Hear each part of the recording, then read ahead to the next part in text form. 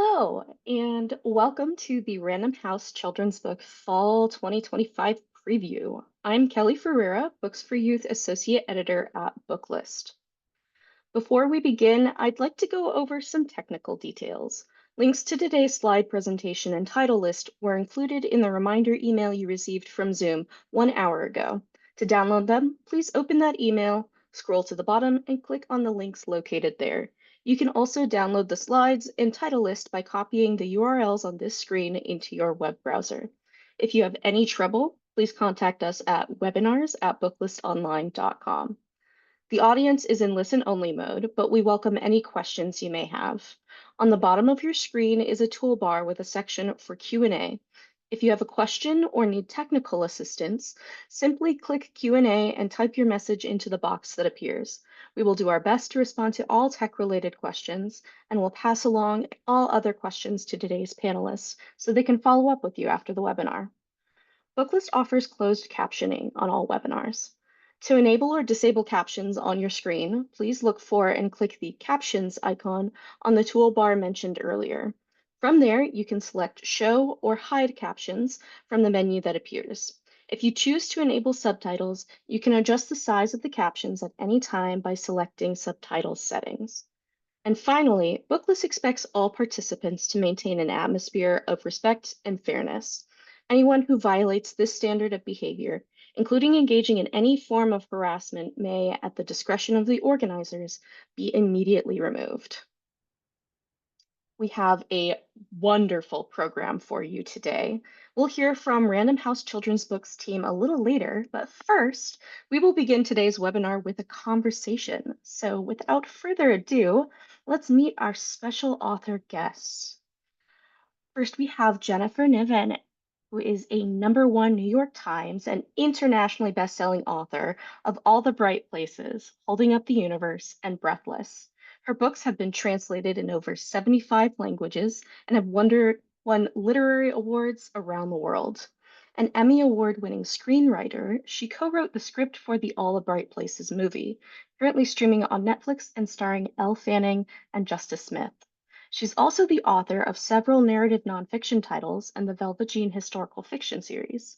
Jennifer divides her time between coastal Georgia and Los Angeles with her husband and literary cats. Kiersten White is the #1 New York Times bestselling, Bram Stoker Award-winning, and critically acclaimed author of many books, including Lucy Undying, a Dracula novel, Hyde, Mr. Magic, The Dark Descent of Elizabeth Frankenstein, the And I Darken trilogy, the Camelot Rising trilogy, and Star Wars Padawan. White lives with her family in San Diego, where they obsessively care for their deeply ambivalent tortoise, Kimberly. Jihyun Yun is a Korean American writer from the San Francisco Bay Area who now resides in Ann Arbor, Michigan. She's the author of Some Are Always Hungry, a Prairie Schooner Prize winning poetry collection. A recipient of various fellowships and grants, she received her BA in psychology from UC Davis and an MFA in poetry from New York University. And The River Drags Her Down is her debut novel. And lastly, Lockhart is the author of the #1 New York Times bestsellers We Were Liars and Family of Liars. We Were Liars is also a TV series on Prime Video. Lockhart invented a superhero for DC Comics, and her other books include Again, Again, Genuine Fraud, and The Disreputable History of Frankie Laughton Banks. She's been a finalist for the LA Times Book Prize and the National Book Award, and an honoree for the Prince Award. She has a PhD in English Literature from Columbia University. Thank you all so much for being here. It's so wonderful to have you all. To get started, tell us a little bit about your upcoming title. We can go in order of introduction, so let's start with Jennifer. First and foremost, thank you. Just thank you for this amazing event. It's so exciting to be here. And this is When We Were Monsters is my first attempt at a dark academia thriller. I've never written one before, but it's probably the genre I love reading the most. And this one is about 8 young aspiring writers who enter a writing retreat hoping to launch their careers, but what begins as a creative escape quickly turns dark. There's Effie, who's haunted by grief, and Arlo, who's seeking redemption, and their mentor is hiding something. Secrets unravel and tensions explode, and no one gets out of there untouched. This is kind of my take on it's like The Secret History meets One of Us is Lying. Wonderful. Thank you so much. Now let's go to Kiersten. Jennifer, I love that, not least because all of my creative endeavors quickly turn dark. So that feels very familiar to me. My next book is The House of Quiet. It is sort of a dark fantasy dystopian. And I wrote down what I want to say about it because when you write an entire book, it's actually easier to write 400 pages than it is to sum up a book in 2 sentences. Like that is I think the hardest part of our jobs is what's called the elevator pitch. So, a young maid infiltrates the mysterious House of Quiet to find her missing sister, and instead finds threats, teens with unfathomable powers, and the secret pulsing beneath them all, threatening to keep them there forever. The House of Quiet is sort of my love letter to both like gothic fantasy and mysteries, and also the X-Men. Because I grew up watching X-Men the animated series and it got me thinking about powers and the cost of powers and how sometimes being special doesn't make you more powerful, it makes you more vulnerable. And that's kind of what I wanted to explore in the House of Quiet. Awesome. Thank you so much. Next, we have Jihyun. Hi, just want to start off by saying again, thank you so much for having me here. I am low-key a little bit freaking out because I'm such a fan of all the authors here, and I'm so excited to learn from you all today. Quick elevator pitch for my book, And the River Drags Her Down is a young adult gothic horror about a girl named Sujin who has matrilineally passed down bone magic.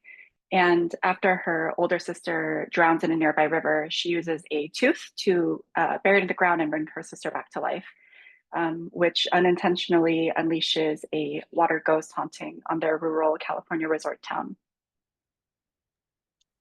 Thank you so much. And lastly, E, if you'd like to take it away. I'm so here in this group of people who are making scary houses and reanimated corpses and all of this. I think I'm the least gothic of all of us. But We Fell Apart is my new book, and it is a beachy semi-gothic thriller about a crumbling castle and a girl who is determined to uncover its secrets. It is set in the same universe as my novels We Were Liars and Family of Liars, but it is not a sequel or a prequel. It's kind of its own story that is interwoven with those other stories. And it is also an enemies to lovers romance, which I have never done before. I think it's actually my most romantic book. So that's We Fell Apart. Awesome. Thank you all so much for introducing your titles. Why don't we start tapping into those wonderful questions we have today? So, obviously, there's a very fantastic breadth of thrillers across the four of you, from the supernatural to the beachy familial mystery. So, for each of you, what does creating a thrill for a reader mean to you? And feel free to just step in. You can raise your hand, whatever feels right. Okay, I'm raising my hand. Kiersten has made a lot of books that are connected to the literature of the Gothic imagination that I uh, first really fell in love with. You know, Jekyll and Hyde, Frankenstein, Dracula, all this like juicy 19th century imagining that connects, the body to horror, but also to ideas about social class and sexuality and kind of the restraints that we have to put on ourselves in order to conform to society. All that is so interesting to me, and I feel like that's something that we can all talk about. But when you asked this question, Kelly, I thought of a writer named Thomas de Quincey that I studied when I was in grad school, and he wrote this book called On Murder, Considered as One of the Fine Arts, which is maybe the best title of an academic treatise ever. And De Quincey, and I'm probably misquoting him, and all you librarians can at me, it's fine. But what I remember him saying and what mattered something to me was that scary things in books, murder, et cetera, cleanses the heart by means of pity and terror. And so I often think about that cleansing of the heart, right? Like that I'm trying in some way to create a catharsis on the page. Go for it, Kiersten. I think too, I love what you just said, E. I think too, for me, it's not so much about scares, it's about that sense that the story is being pulled tighter and tighter and tighter, and you don't know where or how it's going to snap, but you know it's coming. And I feel like that sense can be captured in anything, right? Like I've written full-on horror. This one I think has some horror elements, but it's not that I always say things are not that scary, and then people read them and they're like, what is wrong with you, Kiersten? I read horror for comfort though. So but I think that sense can be captured in anything. Like it can be captured in contemporary when you're 200 pages in and everything's going really well and everybody's on the right track and you're like, oh no. Oh no. Like how is this going to fall apart? Because they fall apart, right? And when is it going to happen? And that to me, I think is the thing that you're always striving for as a writer because you see all the moving pieces. You know how everything is playing together. And so being able to tap into that sense of tension, that sense of dread in the pit of your stomach because you know something bad is coming. You just don't know where it's coming from or how it's going to happen. And so being able to pull that off in a book regardless of genre, I think is one of the things that we're always looking for as writers. And how you do it is the question, right? Every single book, I'm like, how do I do this? And hopefully you figure it out along the way. But for me, yeah, it's always that sort of that sick feeling in the pit of your stomach when these characters that you're connected to and that you're falling in love with, you know something bad is coming. So I love that. Go for it, Jennifer. I just want to add to that. I love what Kiersten and E have just said and just second and third it. But just wanted to add that, for me also, it's I think when you're writing characters in this kind of genre, it's so fascinating to dig into what the dark and the light, I guess, of human nature and what makes a monster and, why some people make certain choices in the same maybe strange or scary or whatever have you events and others make other choices. And I think that is always so interesting to me, that like kind of study of human nature. And I've loved this kind of genre, loved Mary Shelley and loved all the classics that Kiersten has like so deftly reimagined. And I also loved like Lois Duncan and Shirley Jackson. And I was the young kid and teen who like read those books, scared myself, silly, and then hid them behind the bookcase. And I'm also the one who, wants to go to like the haunted hotel and stay in the haunted room, and then I won't sleep at all because I'm so freaked out. But I think that kind of, it's an excitement too. I think that's just, I love the looking over your shoulder, just wondering what's about to happen.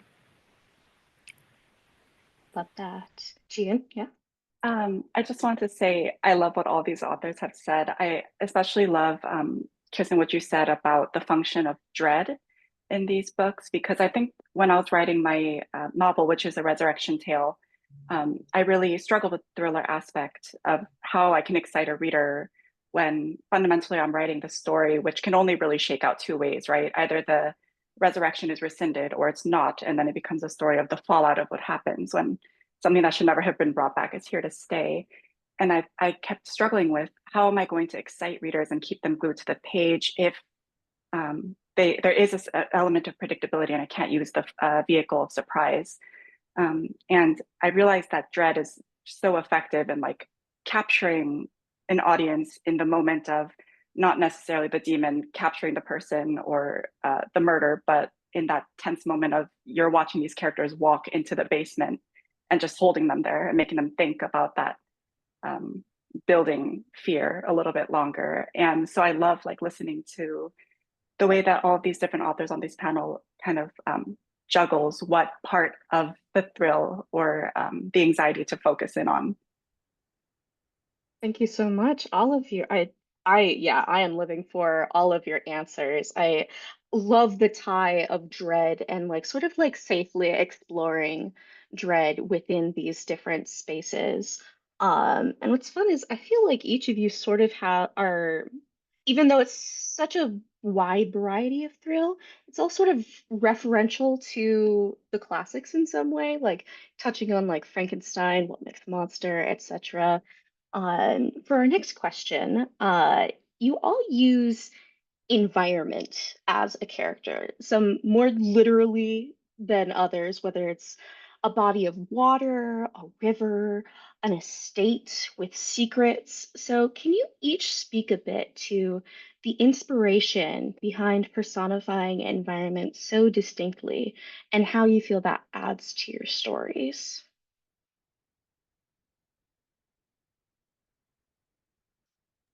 I could go. So personifying water and having it stand in as its own sort of supernatural haunting was an organic choice for me because water is mother, right? It's like mythic, it's omniscient, it has memory. And I found it to be a very apt metaphor for grief in that way, and that if it's not yielded to, it can destroy anything.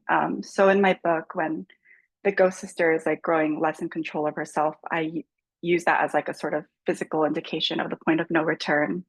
And yeah, I love when authors use the elements or a setting as a sort of character to kind of widen the scope of novels. And I know that these authors do that so well too. So Brilliant, thank Can you. I ask you a question? This is a little sidebar, but I'm so curious. What is the I haven't gotten to read When the River Drags Her Down, As the River Drags Her Down.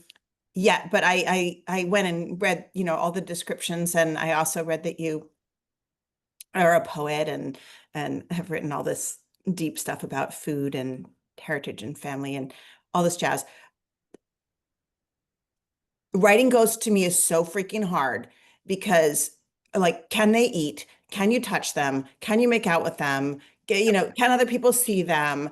Are there limitations on how long they can stay? Like, you run into this like all the time, right? In trying to like make a story happen. And I think it's different maybe from writing powers, which also need to have, I mean, Kiersten was talking about the cost of powers and but with a ghost, it's like people have an idea about this is, and you have to somehow lay out. Anyway, what did you do?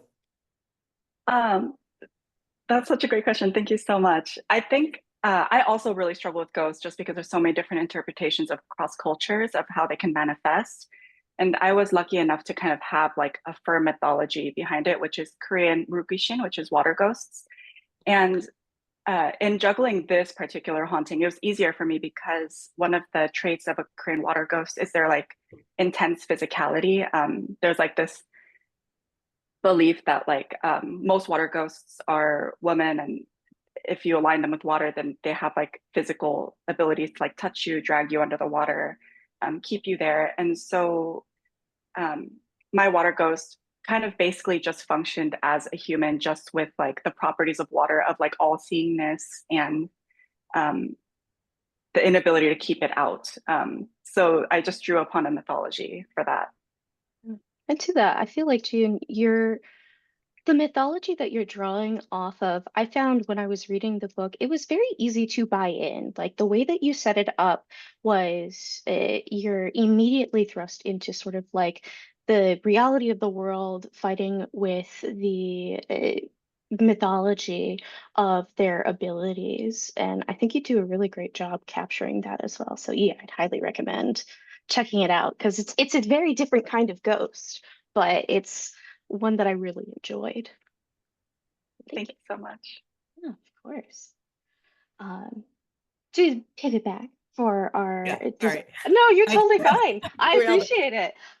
Regarding our environmental characters, do the rest of you have more to contribute on that? Yeah, when I was building this book, I really wanted the house to be a character in and of itself. I wanted it to be menacing. I wanted it to be claustrophobic, even though it's a large house and there's no walls. You could walk out the front door at any time. I set it in a peat bog. So if you try and walk out of the house, you're going to fall into the peat bog and be there forever. And so for me, capturing that sense of claustrophobia with a very large open setting was one of the fun challenges of this book. Because I felt when I was a teenager, the whole world felt claustrophobic, right? Because you're so limited in the choices that you can make, in the environments that you find yourself in. You don't have a lot of choice in that. And that's one of my favorite things about writing for teens, about writing for younger readers, is tapping into those very real feelings and those very real experiences, but then, heightening them and making them even stranger and weirder and putting them in a house in the middle of a peat bog where you can't leave. And yeah, so taking this sort of classic haunted house trope, Shirley Jackson's The Haunting of Hill House, one of my all-time favorite novels, and instead turning it so that it's not the house itself that's haunted, but the people in it are haunted is always one of my favorite things to do. Oh, thank you. I was just going to echo that. I mean, Kiersten said it so beautifully, and that's what I've tried to do. And When We Were Monsters as well, is I wanted them to have this old estate that they're living in for this 3 weeks that they're going to be there studying with this woman, and I wanted it to seem claustrophobic at the same time. It's something they've always been curious about, and I wanted it to have that kind of personality, almost of like a Hill House, but not be supernatural, even though I love supernatural stuff. But I wanted it to be a character because I loved, in The Haunting of Hill House especially, I love the way that the house is a character. And as Kiersten said, it's even more fascinating, I think, when the people inside the house are the ones who are haunted. And it's one reason too, I set this during like a Jan term for their boarding school, because I also wanted kind of the deadening of winter around as well, so that not only are they kind of trapped on this estate behind walls in the forest, it's also winter, so everything is just barren. Awesome. Thank you so much. Do we have any other thoughts before we step into the next question? Awesome. So, similarly, you all actually collectively touch on whether repairing generational trauma and managing unreliable adults. They're pretty pronounced themes across all of these works. And I'm curious what you would like readers to take away from these themes.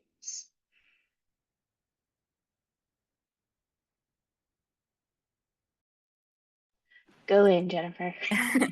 I think that I'm always unfortunately of the mind that there are just so many unreliable people in the world. And I know from, as we all do, from teen readers, how many unreliable adults there are in different ways. And I think that just it was something I wanted to write about in this setting, because again, I haven't written in this setting before, but just someone who's very trusted publicly, but also by these young people who, kind of turns on them. And it's kind of a dramatic example of things I've written about before in All the Bright Places, for instance. And just wanted to explore it in this slightly different vein.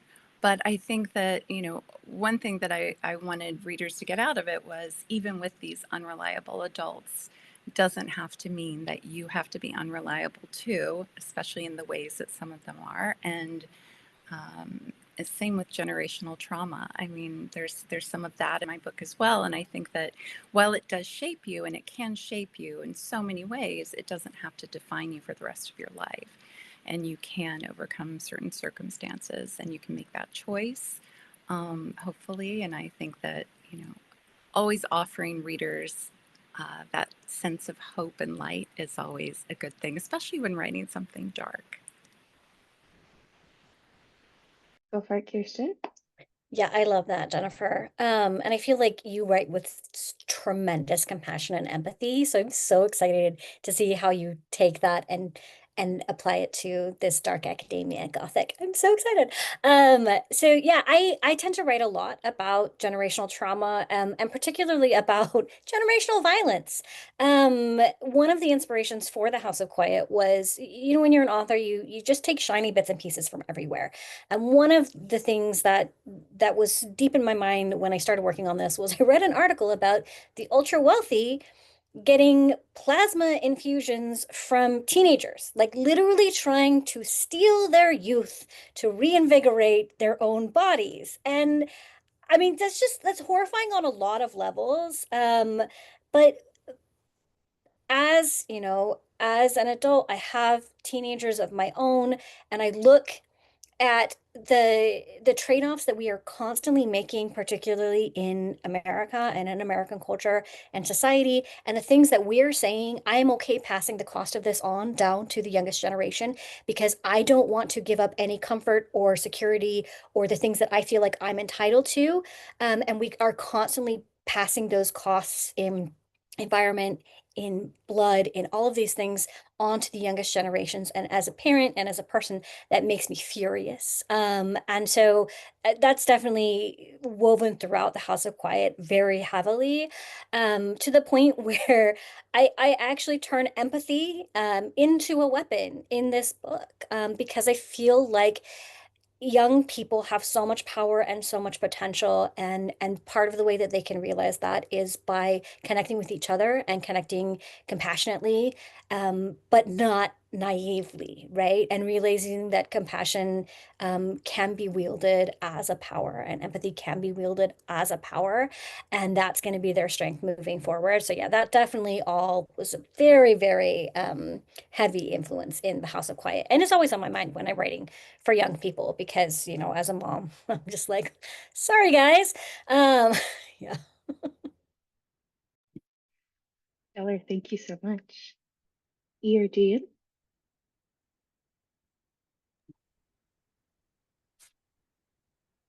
There's a trope in this genre, right? This kind of gothic fiction genre, where, you know, there's a big house or an institution of some sort, and there's a figure who says, "Welcome in, it is excellent here."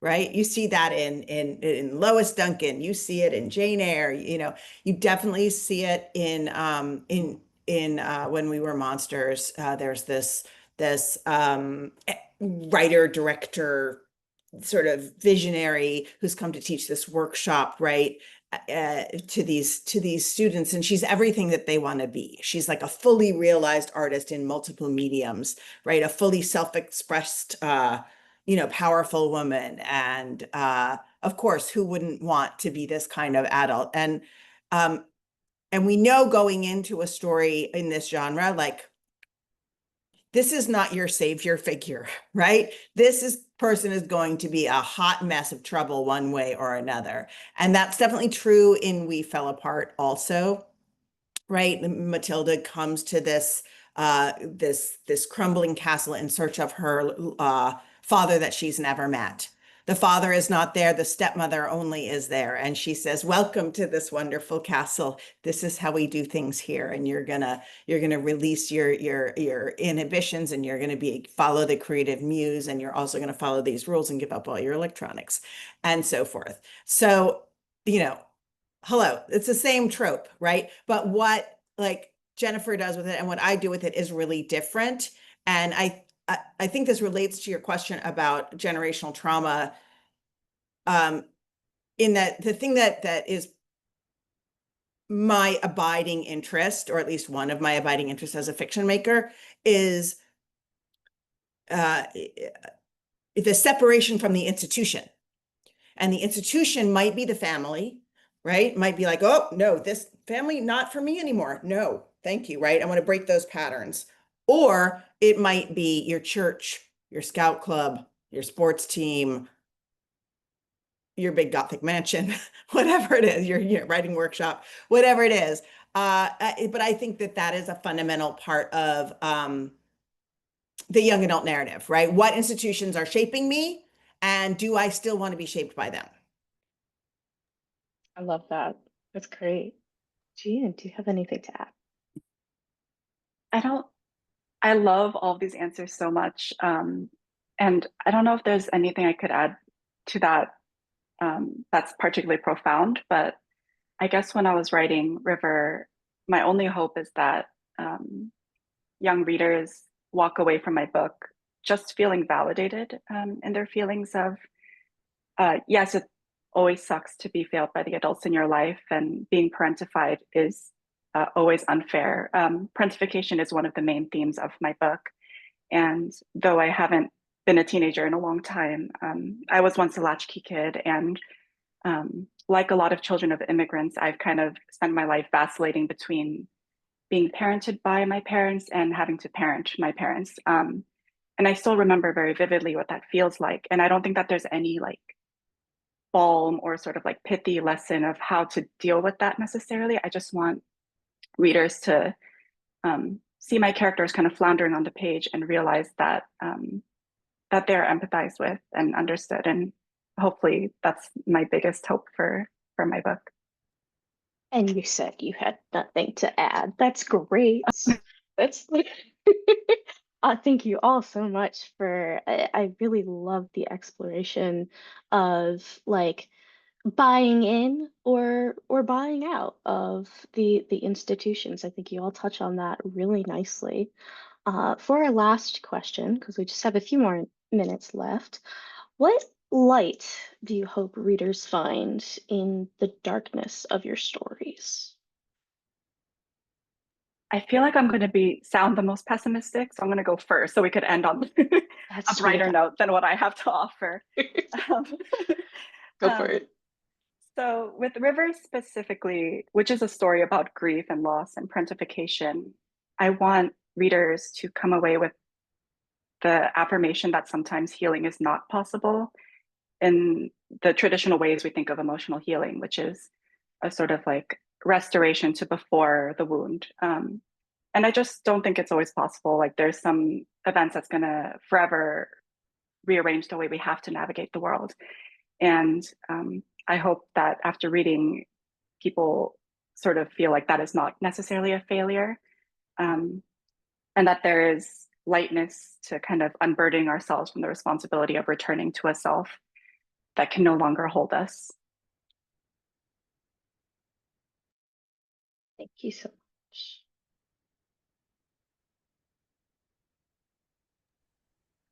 Go We for it. Fell Apart has this girl who comes to this beachy castle, and there are 3 teenage boys living there, and the father she's looking for isn't there. And the boys are all in some process of remaking themselves. One is a former addict who's there to and also a former child star who's there to kind of have a new way of living. One of them is adopted by the family that lives in the castle. He's lost his parents and he is trying to, kind of rebuild his life. One of them is her stepbrother, Matilda's stepbrother, and he is in the thrall of his super famous painter father. And he's sort of desperately looking for kind of something, anything to define himself, for himself. And then Matilda has no idea who she is. So they're all of them like looking to remake themselves, and they do, right? Some more successfully than others, maybe not in the way that you think they're going to. But that's the way in which this, kind of gothic, sad story is actually very hopeful. I think just to add to that, I think, and E, that's something you do so beautifully. And I think that, when we were monsters, I have these young characters who are in similar situations. I mean, they're seeking something, whether it's, well, I was going to say whether it's external or internal, but actually all of it is really internal that they're ultimately seeking. And they find it. I mean, they find a lot more too, but they do find that, which I think, hopefully that can bring hope to readers. Yeah, I'll just say very quickly, people in power want you to feel hopeless and powerless because they're scared of you. So you are neither hopeless nor powerless. Wonderful. Thank you all so much. I'm afraid that is all the time we have for today. But thank you for sharing these fantastic books with us. I know it was such a joy reading through the vast array of thrillers, and I'm so glad I got to speak with you all today and hear your wonderfully poignant answers to my questions. Um, Now I will be passing the mic to the Random House Children's Books School and Library team, who will share some more new titles that are hitting the shelves this fall. Thank you again. Hi. Huge thank you again to all of our panelists. That was a fantastic chat. We are just so thrilled that all of these books will be coming out in the fall season. And I know that I was curious about if you could kiss a ghost too. So, answers and questions. And now on to change our gears a little bit. Welcome to the Random House Fall 2025 preview. My name is Erica Trotta, and I am the Library Marketing Manager. At this time, I'll hand things off to Michelle Campbell, who will start our title presentation with picture books. Hi, everyone. Thanks, Erica. I'm Michelle Campbell. I am the Assistant Director of School Marketing here at Random House Children's Books, and I'm going to start with talking about some picture books today. Have you ever wondered how a beach goes to bed? It has to be tucked in, of course. So who tucks in all the beaches around the world? The moon, of course. But there's just one little problem. Tucking in one shoreline means another one doesn't have enough cover.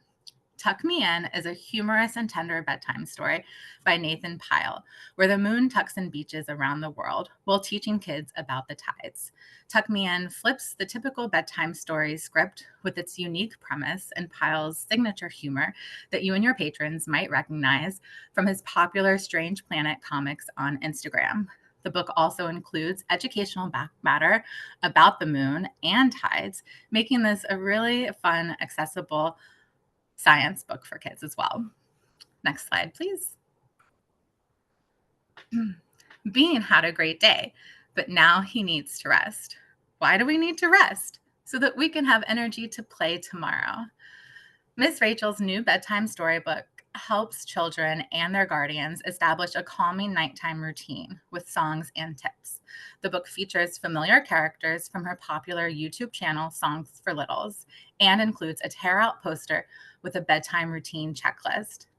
With its engaging content and practical advice, this book aims to make a bedtime routine pleasant both for kids and their grown-ups.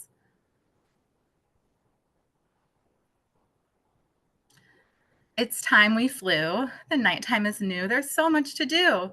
Who is still awake? As the moon rises and the stars twinkle, two little owls take flight into moonlit woods. With a joyful hoo hoo, they explore the night, meeting nocturnal friends along the way. This rhyming picture book follows two curious owls on a nighttime adventure. And as dawn breaks, the story gently winds down, readying young readers for sleep. With rhythmic text and charming illustrations by Bridget Barriger, the creator of Uni the Unicorn, this is a perfect story for bedtime. Next slide. Known for her iconic role in the Wonder Years and her best-selling McGellar math books, Danica McGellar combines her expertise in math education with her talent for storytelling. This new picture book teaches children to count to 100 through heartwarming stories of a mother expressing her love for her child throughout their day. The mother counts various special moments like playing with toy boats, swinging, and cleaning up messes, with, of course, no shortage of love throughout the day. This is a perfect read aloud for bedtime and a fun way to celebrate school milestones like the 100th day of school. In this whimsical and nearly wordless picture book, a misunderstood girl with overwhelming emotions creates an origami boat and journeys to sea to find clarity and mend what is broken. This book features immersive and beautiful illustrations and serves as a conversation starter about processing big emotions and how to self-soothe. This is for fans of Where the Wild Things Are, as they will appreciate this tale of big emotions and boundless imagination. And now over to Natalie. Hi everyone, I'm Natalie Capagrossi, here to talk about a few more picture books, ones that center family. Starting off with My Sister the Apple Tree. In poetic prose and gorgeous watercolor illustrations, My Sister the Apple Tree captures the emotional journey that many immigrants and refugees experience, introducing kids to themes of loss while offering a message of hope. At our main character's insistence, the apple tree that has grown up alongside him is brought with his family as they flee war. The apple tree offers him courage on his journey and reference for home once he settles in a new, unfamiliar land. This story is timely, offering a child's point of view of the current global displacement crisis, bringing awareness to the more than 120 million people who have now been displaced worldwide. This is a beautiful book with a powerhouse team behind it who lend their personal touch. Inspired by his experience as a refugee, this is written by Syrian activist Jamal Saeed. It is co-written by acclaimed poet Jordan Scott and illustrated by award-winning artist Zara Marwan. Next slide, please. And Family Feast. Newbery Honor author and Young People's Poet Laureate Carol Boston Weatherford and Coretta Scott King Award winner Frank Morrison team up for this tender story about family, unity, love, bonding, and also food. Do not read this book on an empty stomach, as it features spreads of delicious soul food throughout. This is the perfect book to celebrate family and family celebrations year-round, including Thanksgiving. Carol Boston Weatherford's celebratory and rhythmic text emphasizes the bond that a family creates through cooking and sharing a meal, while Frank Morrison's exquisite artwork perfectly captures the chaos of the kitchen and the closeness of a large family. Next slide, please. Following up on the show-stopping tale of Buffalo Fluffalo, this book introduces a new charming character, Puffalo. This is another hilarious rhythmic read aloud featuring the surly Buffalo Fluffalo, and it introduces his new sibling and all the conflict that a new sibling can introduce.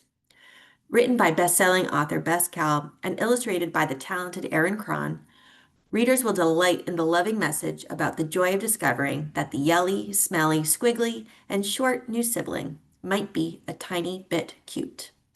Next slide, please. And A Song for Two Homes by acclaimed author Dr. Michael Datcher and illustrated by Hornbook Award winner Charlie Palmer uniquely portrays a Black family navigating divorce, a perspective that is often underrepresented on this topic. With a strong lyrical voice and beautiful illustrations, we see one family, two homes, and a whole lot of love. The divorce wasn't Ozette's fault, but she got split in two, too. It was tough to deal with the changes, and sometimes she acts out. She has tools, though, a therapist, her stuffed animal, and two parents who encourage her to talk it out. It's about parents doing their best and a kid doing her best, rolling with the punches and finding strength on the other side. Next slide, please. And Together We Are Sunshine. From acclaimed author of Slot and Secret, Jamila Tompkins Bigelow, and illustrator Raisa Figueroa, Together We Are Sunshine is a story about nature, but it's also a story about sisters, where the sibling pecking order is on full display. Many readers will see their own families reflected in the pages of this book. As they navigate the natural world in their own relationships, the sisters realize they can do anything when they work together.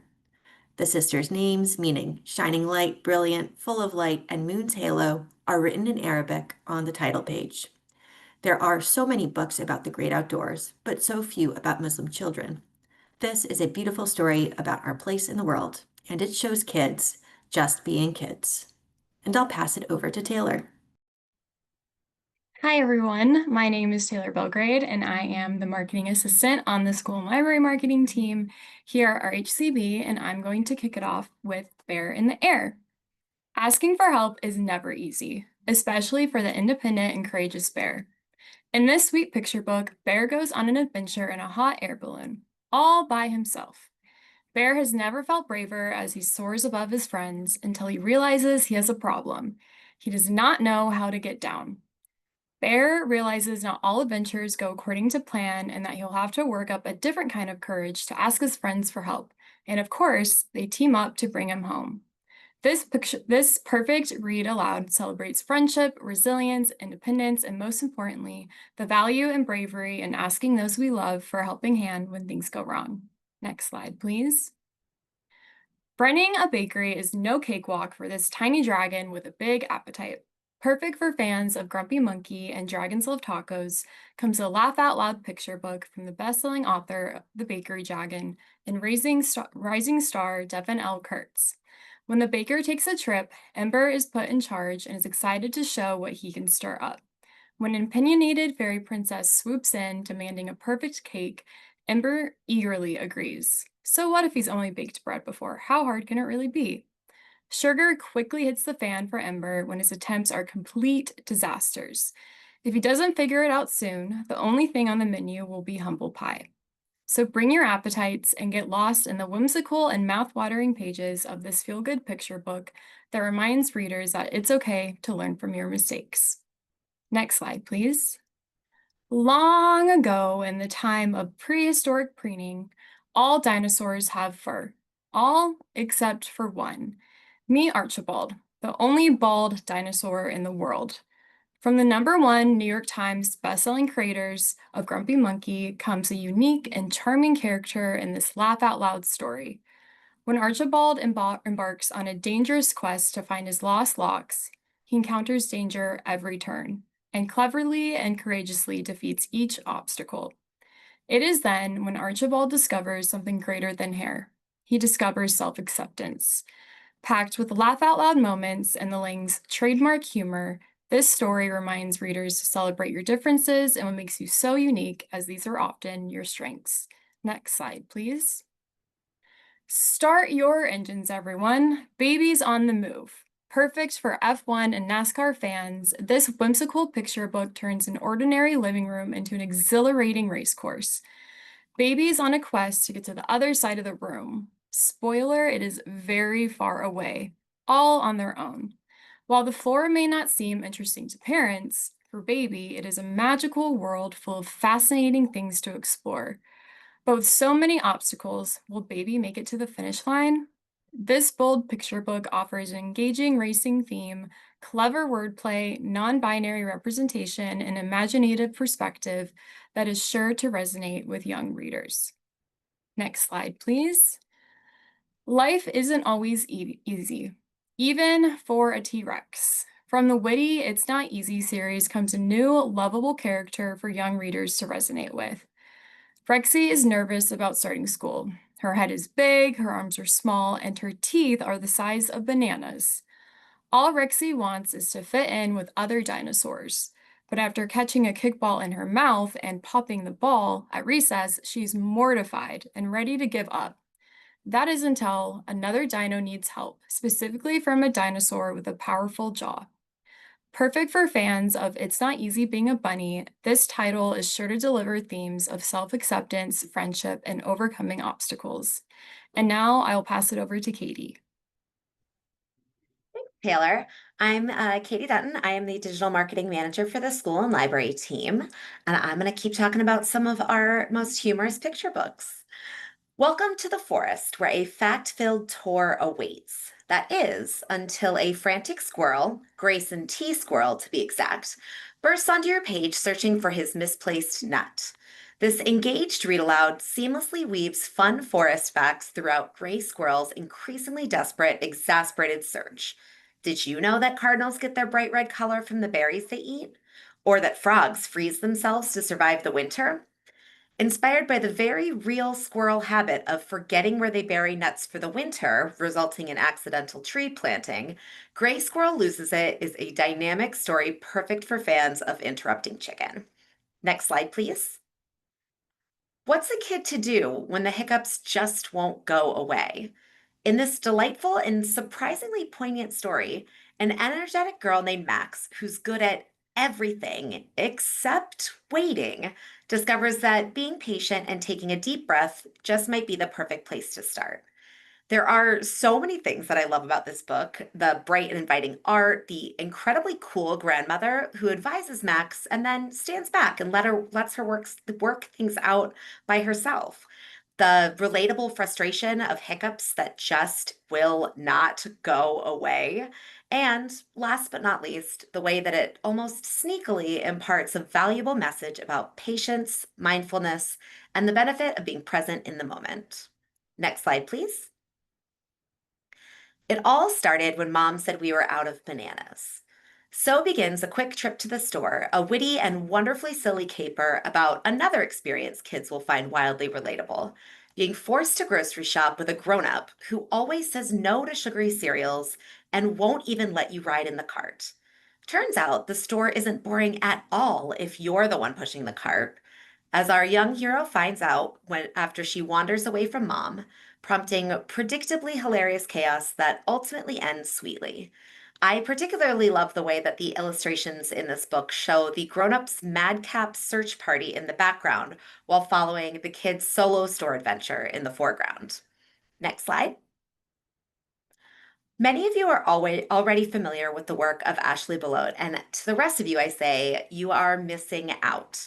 The creator of Shipwrecked and Witch and Wombat is back with a gender-swapped fractured fairy tale that will have readers of all ages and stitches. The readers are in on the joke as we follow the cheerfully oblivious Little Red as he accidentally avoids the humorously unsuccessful traps set by Fred, the bestest, fluffiest, most amazing kitty in the whole wide world, who is definitely not actually a very hungry wolf trying to eat Little Red. Think Roadrunner versus Wile E. Coyote. Though hilarious, this is ultimately a story about unlikely friendship, the power of kindness, and keeping an open heart. And over to Katie Halata. Thank you, Katie Dutton.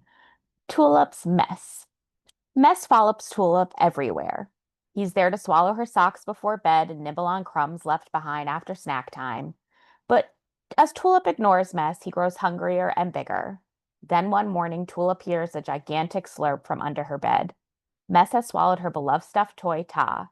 How will Tulip get her back? Young readers will relate to Tulip's messy habit and how overwhelming it feels when a small mess spirals out of control. Through her unruly companion Mess, Tulip learns that putting away things one at a time makes cleaning up much easier to do than making this the perfect book for parents and caregivers looking for stories about responsibility. Next slide. I also identified so deeply with Tulip and her mess that I forgot to introduce myself. So I am Katie Halata, the Director of Library Marketing at Random House Children's Books. And the next book I'm going to present is I Am My Name. One night, a very young girl was removed from her home. She woke in a new home with a new family and a new name, her old life fading away from memory. Until one day, the girl discovered the truth, and her beloved Bubby helped her on a journey to claim her identity, her voice, and her name. I Am My Name is an autobiographical picture book that tells the story of Cree activist Nakusit's life as a young girl taken from her home along with thousands of other Indigenous children. Together with Judith Henderson, Nakusit tells the powerful story of the Indigenous experience for a child during the 60s scoop, which saw Indigenous children torn from their communities. Next slide. A knot is not a tangle. One morning, a young boy is woken up early by his grandmother. It's time to make a new rug for the family. Together, they wash and dye the wool. When it's time to knot the threads, the young boy grows nervous. He wants to make it perfect, but why aren't the colors right? And why can't he weave as swiftly as his grandmother? A Knot Is Not a Tangle is a lyrical picture book from the award-winning author Daniel Nayeri about family, tradition, and togetherness that teaches young readers that imperfection can be beautiful. And I will pass things to Erica. Hello. The next one is I Hear the Snow, I Smell the Sea. This poetic picture book, illustrated by two-time Caldecott medalist Chris Roska, beautifully captures the sensory-rich experience of a blind child's joyful navigation through the changing season, emphasizing the power of perception beyond sight. It celebrates the unique ways Navia senses and describes spring, summer, autumn, and winter, inspiring young readers to appreciate the world through touch, taste, hearing, and smell. With evocative, impressionistic art that reflects her perspective and written by an author who is a teacher of for visually impaired students, this lyrical story offers an empowering look at how everyone can find wonder and connection in nature, regardless of how they perceive it. This is perfect for fostering empathy, sensory exploration, and deeper understanding of diverse experiences. Next slide. The Language of Birds. This beautifully crafted picture book explores themes of connection, empathy, and understanding through the gentle lens of a girl who communicates best with birds. It highlights the quiet struggles of social anxiety while celebrating the unique ways we find belonging and friendship. With evocative illustrations and layered narrative, it offers a heartfelt message about the many forms of communication and the importance of recognizing individual differences. This is a perfect read for young readers who love nature and are navigating their own social challenges, and this story encourages patience, openness, and the power of genuine connection. Next slide. When Augie Learned to Play Chess. This heartwarming picture book beautifully captures the transformative power of patience, perseverance, and connection through the games of chess, highlighting a tender father-son bond and the universal experience of finding one's place in the new environment. It encourages young readers to embrace new challenges, step out of their comfort zones, and discover confidence through shared experiences. It's perfect for children and families alike, especially those interested in chess or navigating new social situations. The story offers an inspiring message about growth, friendship, and the importance of supportive relationship. With its timely relevance and uplifting themes, this could make a really meaningful read aloud for Father's Day and other like occasions. Next slide. Lolly on the Ice. This sparkling winter story celebrates self-confidence both on and off the ice. Lolly loves skating and finds joy gliding across the rink, but when it's time to perform in others, her insecurities take over and she freezes up. This tale beautifully celebrates self-confidence, perseverance, and embracing your unique qualities both on and off the ice. With charming illustrations and heartfelt message, it encourages children to find joy in their passions and believe in themselves even when they feel unsure. It's perfect for young skaters and anyone facing the challenge of stepping into the spotlight. This story inspires courage, kindness, and body positivity in a gentle and relatable way. Next slide. We Always Had Wings. This beautifully illustrated, mythology-inspired ode celebrates heritage, family, and the enduring spirit of flight that connects generations. Little Snow, nervous about her first airplane journey from the big city to the vast Chinese countryside, is comforted by Mama, who shares a beautiful story of their ancestors who once traveled across borders as cranes soaring through the skies. Through lyrical storytelling and vibrant artwork, this debut picture book invites readers to explore themes of migration, cultural celebration, and the importance of remembering where we come from. And I'll hand things over to Jasmine. Hello, everyone. I'm Jasmine Ferrafino, an associate marketer in the school and library team. And up next, we have the title Not Like Every Day.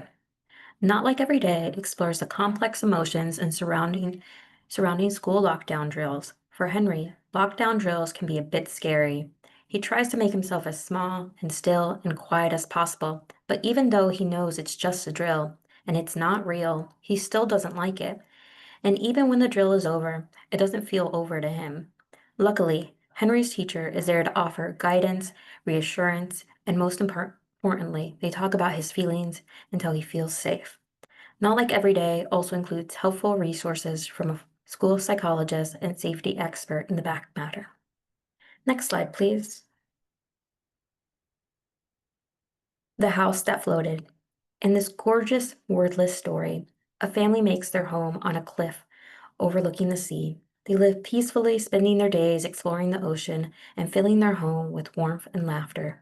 But as seasons pass, the water rises, bringing the tides closer to the cliff top at the house. When a powerful storm rages and a giant wave engulfs the cliff, the family must leave. but not without their beloved home.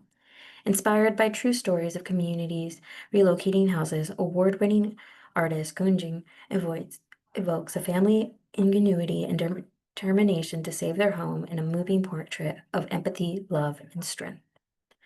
Next slide, please.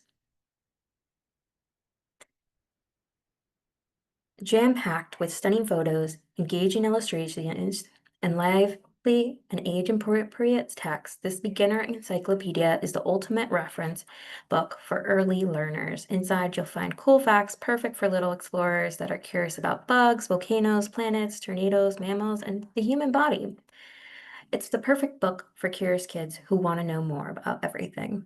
I'm passing it along to Adrienne.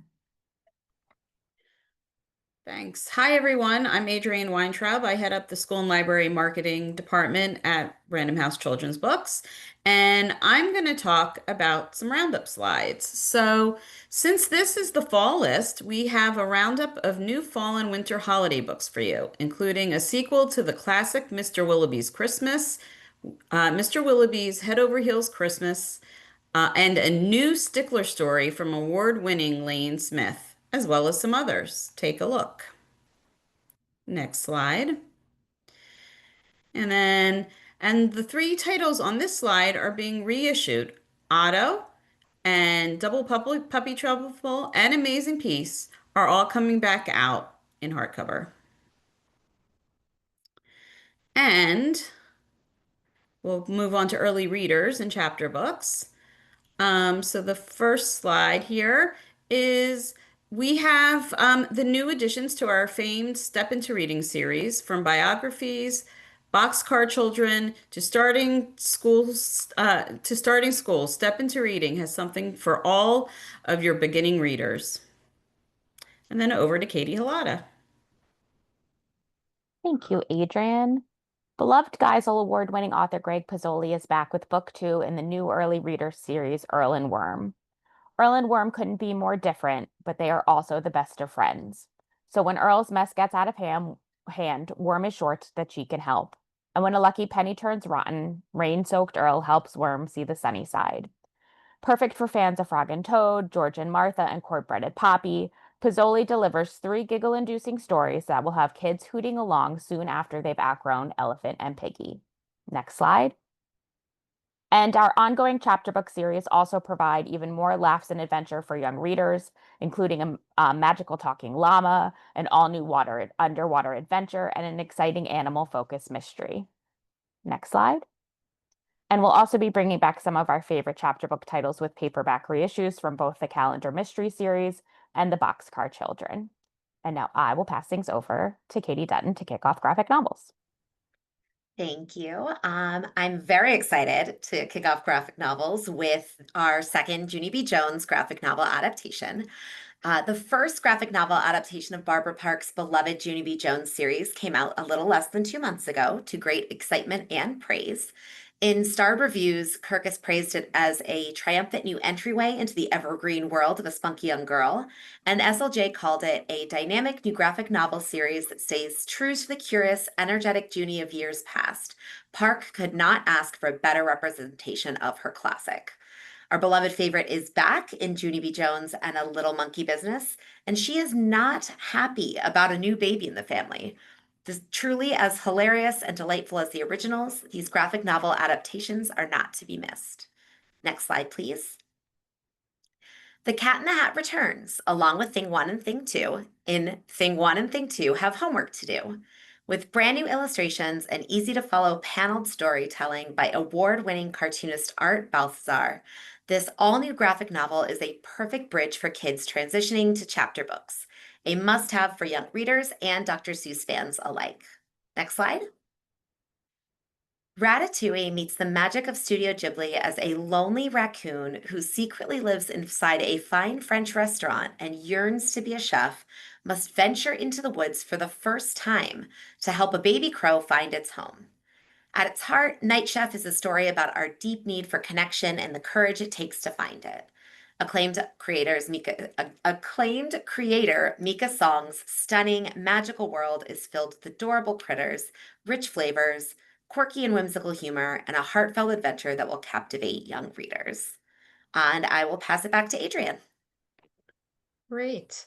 So Mary Pope Osborne and her Magic Tree House are still going strong, and the response from readers to the graphic novels that have been coming out have really been wonderful to see. New and old readers are fans of these graphic novels. The two newest books are Midnight on the Moon and The Fact Tracker About Space. Don't miss them. Next slide. And then here, don't miss these graphic novels. These are continuing series that we're really happy to have on our list. And now over to Jasmine. The highly anticipated follow-up from the best-selling author of The Magic Fish is here. Being a teenager is no fairy tale, but that doesn't mean you can't find a little magic. Angelica was a girl who could do it all, but until suddenly, she couldn't. Burnout hit hard. Now she's ready to get her life back together thanks to her friends and one very surprising source of comfort, a bear. Harry, the mascot of the local theater, has been sending supportive messages from his social. They become friends, and Angelica might even have a crush.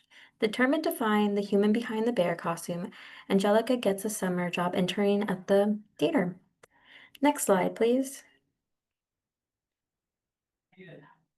Being in love with your best friend is hard enough, but being a good friend is even harder. He may think she's doing the right thing by sticking up for Akira, but from her friend's point of view, it's only making things worse. Akira doesn't want to stand out because of her transition, only she wishes to enjoy school like everyone else. But Hime's constant need to speak out on Akira's behalf is putting these two best friends at odds.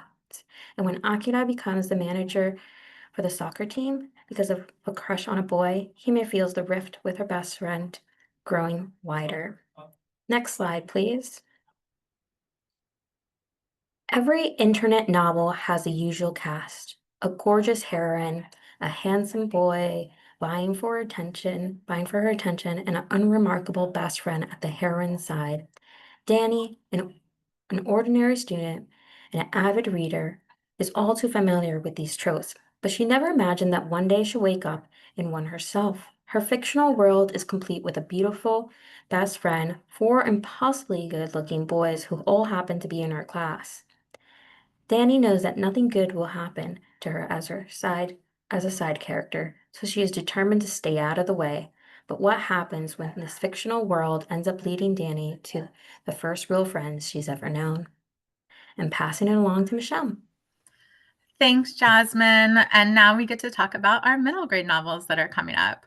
First up, we have a new novel from Chris Grabenstein, the best-selling author of the Mr. Limoncello series. He is returning to us with Miss Penny Pickle's Peculiar Puzzle Dash. Oh, I hope there's a competition to say that 10 times fast. This new book follows brothers Benjamin and Ethan Broderick on a cross-country race filled with riddles and humor. Despite their differences, the brothers must work together to solve a $1 million puzzle. This standalone delves into sibling rivalry and cooperation, the importance of family, and the joy of problem solving. This is publishing simultaneously with the new Limoncello graphic novel, which fans are loving. And this book is an exciting new read for any puzzle lover or adventure seeker out there. Next slide, please. And now on to fantasy. Catherine Rundle's sequel to the #1 New York Times bestseller, Impossible Creatures, whisks readers back to the enchanting archipelago, a realm where mythical creatures thrive. This middle grade fantasy, ideal for fans of Rick Riordan and Philip Pullman, follows Christopher Forrester on a perilous quest to save the archipelago from a creeping poison. The story brims with thrilling adventures, including a rescue mission on a sphinx, a covert entry into a dragon's lair, and a daring plan to free a prisoner from a castle. Enhanced by over 50 illustrations, including a map and a bestiary, this offers an immersive experience for young readers and adult fans everywhere. Next slide, please.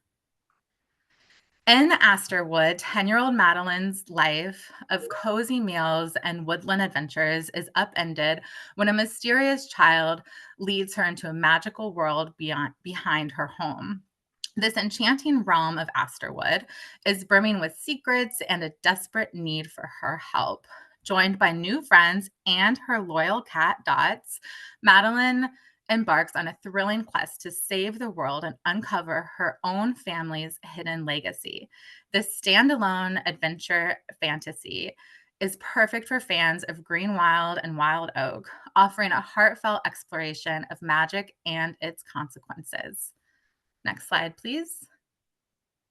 From the best-selling author of Song for a Whale comes a poignant and heartwarming tale of transformation and friendship.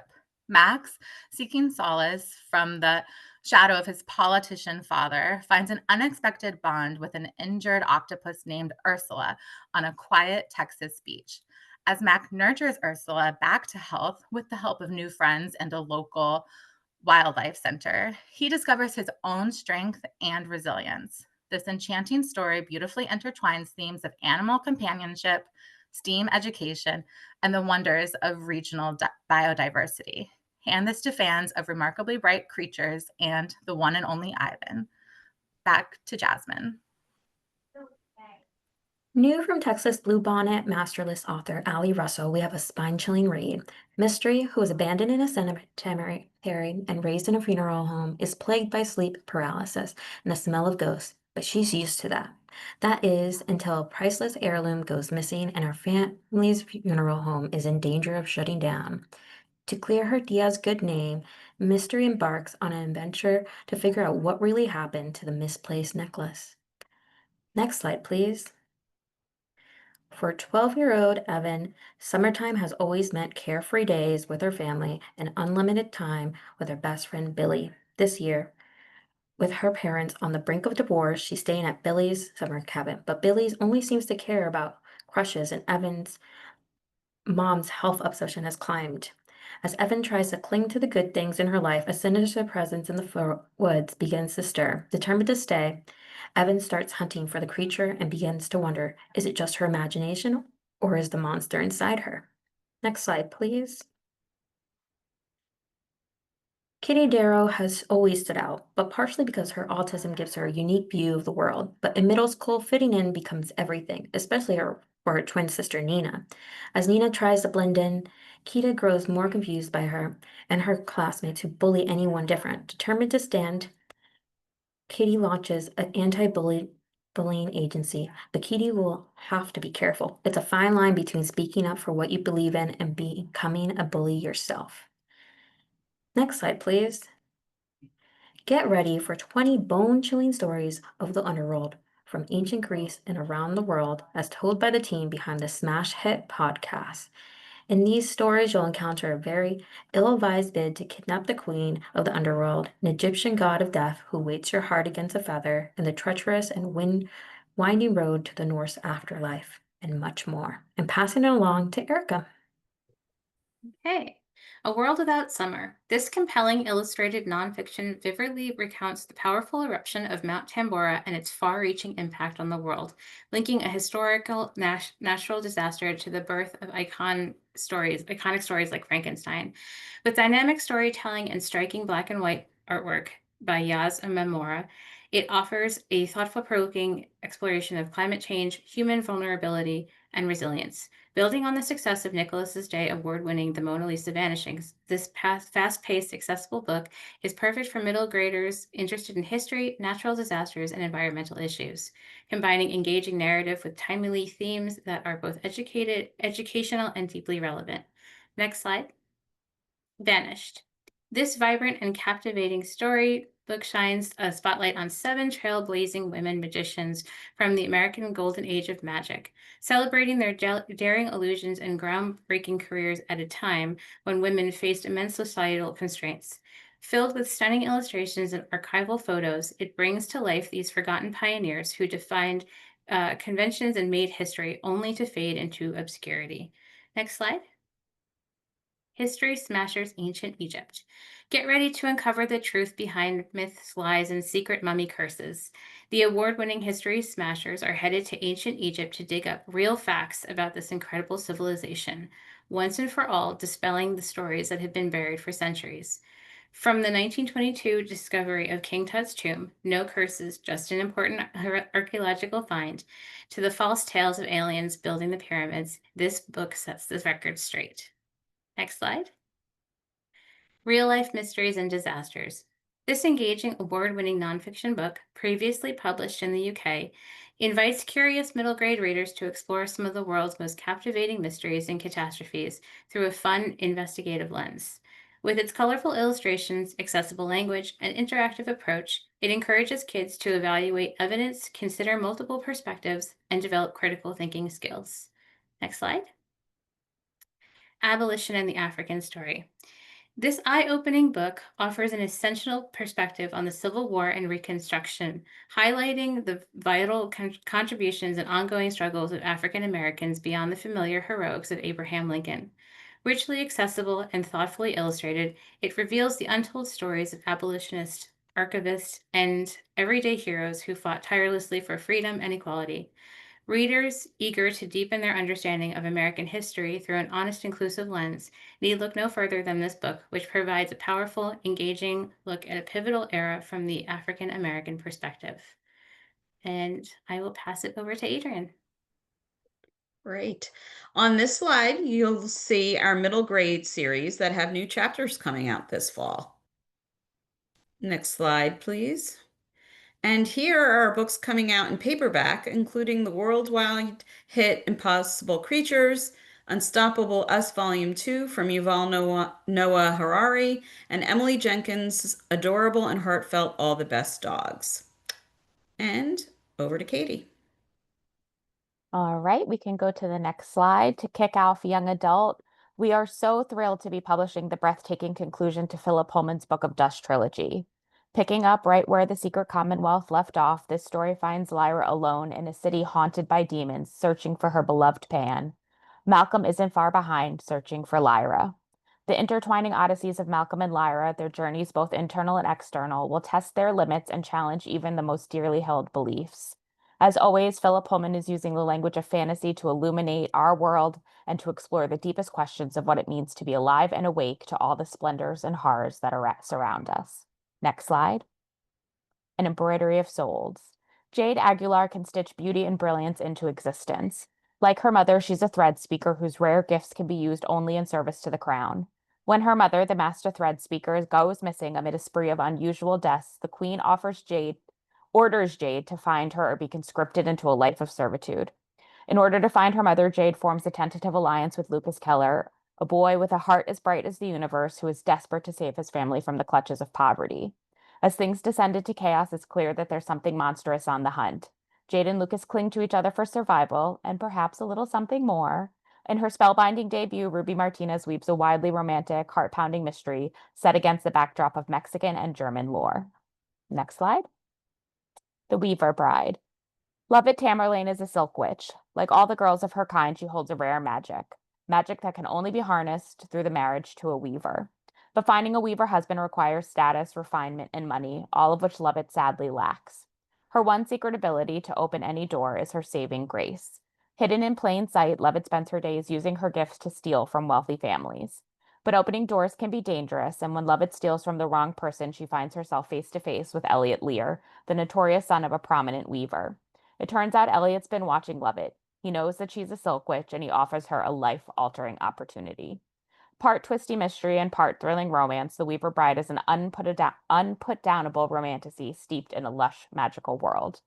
Next slide. For no mortal creature. When Gia finds herself alive again after being killed by an enemy sword, she realizes that she possesses a rare power, the ability to move between life and death. With her new gift comes the discovery of a mysterious spirit realm teeming with ghosts just like herself, and Lynn, the boy that she once loved before his betrayal tore them apart. At first, Gia wants nothing to do with any ghosts, metaphorical or otherwise, but when her beloved grandmother dies under suspicious circumstances, Gia is forced to follow her in an attempt to save her. But the afterlife is more complex than Gia could ever have imagined. Drawing inspiration from the Gothic classic Wuthering Heights with its themes of haunting love and doomed soulmates, For No Mortal Creature will sure to delight Bronte fans and new readers alike. Next slide. The Library of Lost Girls. Gwen Donovan adores her beautiful and rebellious older sister Izzy, But when Izzy returns from the Delphi School of Girls, it's not the sister who left for the finishing school. She's dull and complacent, and the most shocking thing of all, she's eager to marry. Gwen is determined to discover what happened to Izzy at Delphi, and the only solution that she can conceive of is to cheat her way into the mysterious school. But Delphi is far from the finishing school that Gwen expects. Sinister shadows lurk in the hallways, her classmates are strange and secretive, and she's told to never leave her room after dark. More curious, though, are the thousands of books, each with the name of a girl on its spine. Delphi says they're reforming the students, but when Gwen discovers a note left to her by her sister, she realizes what's happening at the school is much more terrifying than she could ever have imagined. This YA debut is perfect for fans of dark academia and romantic fantasy. And I will pass things over to Natalie. Great. And kicking off romance with Everything She Does Is Magic. This is a cute, cozy, sapphic romance with Halloween Town vibes. It drops us into quaint Fableview, where Halloween is taken very seriously. In fact, it is a month-long celebration. The story begins with a queer teen witch who tends towards the grumpy, falling for a mortal ray of sunshine who really wants to leave for college, even though her parents want her to stay and take over their Halloween empire. It's cozy and light with magical hijinks. It's a small town, but there is big chemistry. Next slide, please. And Extraordinary Quest for Amateur Witches. In Extraordinary Quest for Amateur Witches, readers will return to the witchy world created in Kayla Cottingham's first book with Delacourt, Practical Rules for Cursed Witches. And although this takes place in the same world, it can be enjoyed as a standalone. When Delilah sets out to complete her magical calling and gain her full powers as a witch, she has the perfect task in mind, breaking the family curse that prevents her and the other women in her family from finding true love. But the quest is hijacked by the spoiled son of the most powerful family in the country. With hunters trailing them, let's just say the quest gets complicated, and that's to say nothing of the enemies to lovers LGBTQ romance. Next slide, please. Main character Jamie isn't necessarily looking for real love or someone to set her heart free, but for the right one, anyone could change their tune. This is about two teens who skip a few days of school to attend an influencer convention in Las Vegas. Technically, Jamie isn't an influencer, but her grandma is, and her grandma loathes love interest Ethan's grandma, also a beauty guru. They're fun and flirty and decide to keep their relationship a secret, but she wonders, will they ever have anything real? Booklist called Addie Woolridge's first book with us, Homecoming War, the perfect pick-me-up. Enjoy this forbidden romance that explores the tumultuous relationships people can have with fame and social media. Next slide, please. And the Fangirl Project. From the author of the iconic Kissing Booth series comes a fresh, fun, standalone YA novel, The Fangirl Project. This is a story about a girl who joins a book fantasy fandom to win over her crush only to discover that love is just as complicated online. This is a nerdy rom-com with witty banter and is sure to win the hearts of readers. Next slide, please. And Trail Rides and Starry Eyes. There's no one better to take the reins of this cowboy romance than Katrina Emmel, author of Near Misses and Cowboy Kisses. This is the story of Cassidy, who's only ever known life on her family's Wyoming ranch, and Wilder, a Hollywood boy who is preparing for an upcoming project. When the teens meet in this rural setting, sparks fly between two teens from different worlds. Readers looking for opposites attract, fish out of water, and Western romance will gravitate towards this instantly. Next slide, please. And My Mother, the Mermaid Chaser. This is the follow-up to Jamie Jo Hong's My Father, the Panda Killer, which received rave reviews and landed on multiple Best Books of the Year lists. It told a poignant coming-of-age story in two voices. Jane, a teen growing up in the 90s, and her father, as an 11-year-old refugee fleeing Vietnam. Now, the companion book is here, and it follows Jane's brother and the story of their absent mom. Paul yearns to know more about the mother who abandoned his family, but she is the only topic no one discusses. Despite Jane's wishes, he searches for more information about the mother he misses. This is a haunting story about the intergenerational effects of war, estranged family bonds, and how a teenager discovers a new connection to a lost part of himself. Like My Father the Panda Killer, this is told in perspectives with a rare point of view on history, and like Panda, this is a must-add to your libraries. Alrighty, next slide. Thank you. What if Moana broke the heart of Te Fiti? After a devastating battle with Te Ka, Moana's worst fears are realized. The heart of Te Fiti is in ruins. Maui is frozen in volcanic rock, and darkness threatens to envelop her beloved home. Desperate to fix all that is wrong, Moana stumbles upon an island already crumbling. All life is gone except one sole survivor, a young woman named Noe. Perfect for fans of Moana Disney films and empowering and fierce protagonists, this fairy tale retelling follows Moana and Noe as they bond together to find the key to help Moana losing from everything she holds dear, the powerful lost tears. Next slide, please. Fable Meets the Magicians, a New York Times bestselling author Jen Kalanita's second Enchanter's novel with the untold story of fan favorite fairy Tinkerbell. After Tink notices disturbing occurrences around Neverland, she ventures off to London in search of answers. However, when Tink finds herself stranded by rain, she spends time with two young boys, a young inventor whose passion rivals her own, and a charismatic storyteller. After forging a strong attachment to both boys, they team up and travel back to Neverland, where a perfect storm awaits. Soon, Tink must forge a new path and imagine a new future for Neverland, or lose everything she has grown to love. Filled with adventure, intrigue, and romance, Tinkerbell explores what happened before once upon a time. And now I will pass it back to Michelle. Thanks, Taylor. New from Jill 2 comes An Ocean Apart. This is a dystopian novel with a love triangle, political intrigue, and a bachelor-style competition. In flooded Miami, Eden Lowell struggles for survival, and she infiltrates a dating competition to break the heir to the cruisers. To break the heart of the heir to the cruisers named Theo and steal his money to help the marshes from the environmental devastation that has been caused by the company, the cruisers. Torn between two identities and loves, Eden must choose between her mission and her heart. This is perfect for fans of the Hunger Games and the Selection series. Also, her debut novel, The Dividing Sky, will be available in paperback. Next slide. In The Dysfunctional Family's Guide to Murder, 14-year-old Ruth's family vacation takes a dark turn when her stepmother is found dead, leading Ruth to channel her inner detective. With her sassy and sarcastic voice, Ruth, alongside her sort of cousin Dylan, navigates a web of family secrets and is found with motivation to find who done it in this laugh out loud YA novel. Fans of Agatha Christie and Sherlock Holmes will delight in Ruth's witty allusions and the suspenseful page-turning plot.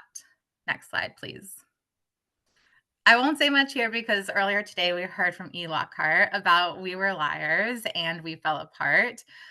Just very exciting to be publishing this new book coming out in November. And a reminder that this new TV show that is being adapted by Amazon Prime is launching tomorrow on June 18th. So please check that out. Next slide, please. Earlier today, we also heard from Jennifer, who's the #1 New York Times bestselling author of All the Bright Places. She told us about her new book, When We Were Monsters, which is a twisty psychological thriller. And she said that it reads like The Secret History by Donna Tartt and One of Us is Lying by Karen McManus, which I think is the best elevator pitch I've ever heard about a book. So we're really excited for this one too. And now I'll pass it back to Erica. Okay, keep your friends close. This dark academia thriller, set in the world of the book talk sensation When Lose, Kill, Die, delivers a gripping tale of secrets, betrayal, and deadly ambition within the walls of a prestigious school. Packed with suspense and twists, it explores the dangerous lengths people go to for power and loyalty, making it a must-read for fans of fast-paced whodunit YA fiction. With Cynthia Murphy's rising popularity and over 5 million views on TikTok, this book is poised to captivate a new generation of readers eager for a suspenseful, addictive story about friendship, betrayal, and the dark side of ambition. Next slide, please. The Trespassers. Set against the stunning icy landscape of Alaska, this intense thriller from Jennifer Lynn Alvarez, author of critically acclaimed Friends Like These, delivers a gripping exploration of loyalty, secrets, and betrayal among a group of teens facing the fallout of a deadly night. This fast-paced novel is perfect for fans of Karen M. McManus and thrillers with a dark emotional core, making it an ideal pick for winter and Halloween promotions. Next slide, please. Shiny Happy People. This gripping YA debut from critically acclaimed author Clay McLeod Chapman, known for his thought-provoking horror, delivers a genre-bending story about a mysterious new drug that spreads through a small town, causing haunting side effects and unsettling transformations. When 16-year-old Kira, haunted by her past and sensing something sinister behind the drug's effects, sets out to uncover the terrifying truth, she must confront her own fears and secrets to save herself and those she loves. Next slide, please. Twin Tides. This captivating debut YA novel blends speculative horror and family secrets, following two long-lost twin sisters, one a glamorous influencer and the other a struggling college student, who uncover dark truths about their mother's mysterious deaths and their own past. With its atmospheric storytelling, Vietnamese folklore elements, and genre-bending suspense, it offers a fresh, unsettling take on grief, betrayal, and supernatural. Hand this to fans of The Haunting of Bly Manor and Yellow Jackets because this haunting story promises to captivate both teen and adult readers alike. And I'll hand it back to Katie Dutton. Thanks, Erica. There is no pitch that I can give for this book that's better than what Kiersten said herself. This book is a deliciously creepy dark fantasy mixed with some horror-tinged thriller, blended with elements of mystery. It's truly unique. It's genre-bending. It is brilliant storytelling, only the way that Kiersten White can do it. Next slide, please. Part supernatural thriller, part gripping expose of the troubled teen industry based on the real-life histories of reform schools and the abuses that occurred within their walls, The Silenced is a feminist horror story that explores how a haunted past collides with a traumatized present to reveal shocking truths that are meant to stay hidden. Both main female characters are of Puerto Rican descent, matching the author's own background, and this book exposes the way that POC are often mistreated by authority. Hand this one to fans of Rory Powers, Yellow Jackets, and This Is Paris. Next slide. One can never ask too many questions in Who's All Going to Die, a contemporary horror about a teen girl who gets invited to the soft launch of a luxury resort and finds their wellness practices disturbing, to say the least, and deadly. This is a high-concept, fast-paced, subversive horror novel about courage and friendship that simultaneously tackles timely topics such as the dark side of tourism consumption and the illicit lure of the wellness industry. Perfect for fans of authors like Kaylin Barron and Natasha Preston, and for readers who can't get enough of fictional cult shows and movies such as Midsommar and The Devil in Ohio. Over to you, Jasmine. Hunter's life is at a turning point. After years of fighting his father for it, he's gotten top surgery. He's finally starting to feel comfortable in his own skin, only to be attacked by a strange creature in his backyard. The encounter should kill him, but he was able to walk away mostly intact. Still, something isn't right. Enters Mar, a horror movie devotee. Mar points out the obvious. That mysterious creature was a werewolf, and Hunter is becoming one too, unless they can figure out a cure by killing the creature that bit him. Next slide, please. When her older sister is found mysteriously drowned in the river that cuts through this small coastal town, Sojin Han disregards every rule and uses her ancestral magic to bring Mireille back from the dead. At first, the sister is overjoyed, but soon Mireille grows restless and hungry, driven by an insatiable desire to unravel the truth that crushed her family so many years ago. Sujin is forced to reckon with the fact that perhaps her sister she brought back isn't the one she knew. Next slide, please. Best-selling author Natasha Preston is back with another pulse-pounding, twisty read. This will be published in trade paperback, a format her readers love. This next exhilarating installment in her line of killer standalone promises to scare and thrill her fans more than ever before, leaving you with one question: how far would you go to get what you crave? Next slide, please. When 17-year-old Tosh Reeves moves from Portland, Oregon to Paris, it's a dream come to life. The city embraces her There's even a charming expat boy, Nick, who introduces her to the site tourists never see. From medieval catacombs to visually competitive street art scene, Tosh immersion in Paris makes her feel wholly alive in a way she's never been before experienced. But when a series of brutal vampiric attacks creep closer to her new circle of bohemian friends, Tosh will confront the darker side of her beloved Paris. I'm passing it along to Adrian. And A Queen's Match is the stunning conclusion to Catherine McGee's duology that began with A Queen's Game. And Zodiac Legacy is the sequel to Katie Zhao's Zodiac Rising. Next slide. And to finish us off, our last slide shows you our young adult books that are coming out in paperback. And then over to Erica. And that's a wrap on our fall 2025 title presentation. For more information about our upcoming books and to download free resources, please follow us on Instagram, Facebook, and Pinterest at RHCB Teachers Librarians, and visit us online at our new website, rhcbteacherslibrarians.com. And if you're itching to get your hands on any of the titles presented today, head over to the RHCB pages on NetGalley and Edelweiss to request digital ARCs and FNGs. See you next time. Thank you so much to the entire Random House Children's Book team. That was such a wonderful preview. And of course, a second thank you to our fantastic author guests today. They were wonderful. So tomorrow, all attendees will receive an email containing links to today's video recording, a title list, slide presentation, and a certificate of completion. For more about Booklist webinars, be sure to visit www.booklistonline.com/webinars, where you can view archives of past webinars and register for upcoming ones, like those you see here. We hope to see all of you at ALA's annual conference happening next week in Philadelphia. Stop by Booklist booth number 1720 for Reader's Advisory fortune tellers, Booklist merchandise, audiobook bingo cards, free copies of our June issues, giveaways, and so much more. You can also find us at tons of events throughout the conference, including our popular graphic novels panels happening Saturday, June 28th on the graphic novel and gaming stage. Be sure to make time for our afternoon panel, which will feature Random House Children's Books author Colleen A. Venable, adapter of the Junie B. Jones graphic novel series. And thank you again for joining us for today's webinar. One more huge thank you to our special guests and to our sponsor, Random House Children's Books. This concludes today's webinar. See you next time.